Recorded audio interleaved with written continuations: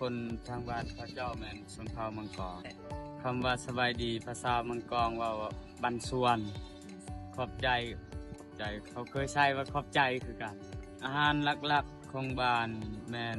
หลักๆก็แม่นผักนี่แหละผักกูดผักยังบ่ผักอีเลิศอยู่บ้านใช้ชีวิตแบบเงียบง่ายเลี้ยงงัวเลี้ยงแบะเลี้ยงเป็ดเลี้ยงไก่เลี้ยงหมูอยู่บ้านข่อยมันมีอยู่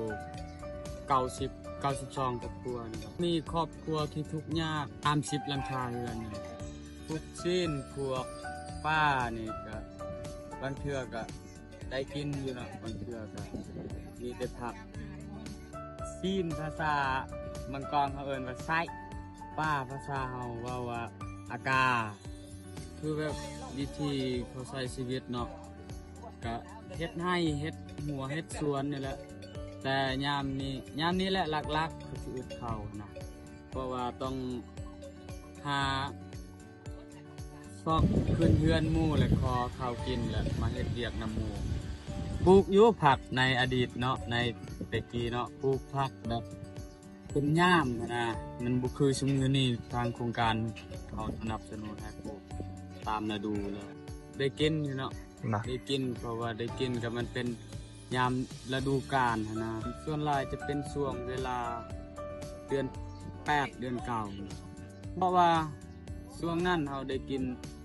จำพวกไก่เป็ดหมูงัวนี่เพราะว่าเราจะฆ่ายามเราเฮ็ด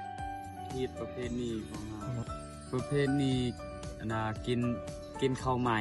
อันลักๆก็แม่นฆ่าไก่กับหมูนั่นแหละกับเขาเปิดประตูเหล้านะเปิดประตูเหล้าก็ประมาณเดือน12เก็บเกี่ยวข้าวแล้วแหละเปิดประตูเหล้าส่วนหลายบ้านเฮานี่เนาะเขาจะแต่งกินให้ลูกนะหลายชนเผ่าเฮานี่เขาจะเกิดใหม่เลยบ่ฮอดว่า6เดือนนะเกิดใหม่เลยช่องมือเขาจะป้อนข้าวโลดเขาย่ำแล้วเอาไปต้มแม่ถือผ้านี่ก็กินอาหารแบบนี้แหละบางเทื่อก็เฮาได้อาหารก็ให้กิน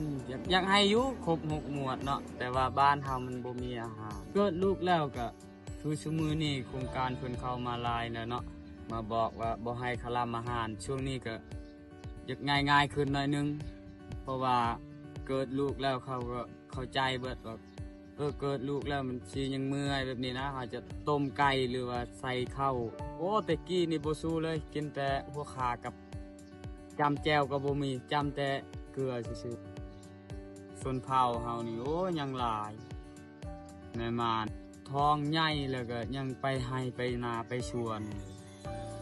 บ่รู้จักว่าอันใดมันผิดต่อแม่ยิงคือพาอันใดตัวมันถือตะกี้นอนก็ชูบยาแล้วเพราะว่าเฮาบ่ฮู้เดี๋ยวนี้นี่ก็คือสิไข้ขึ้นหน่อยนึงเพราะว่าเฮาฮู้แล้วหลักการมันแม่ยิงคือพาบ่ให้ถือหนักให้ถือเบาบ่ให้อยู่ใกล้คนสูบยาบ่ให้ดื่ม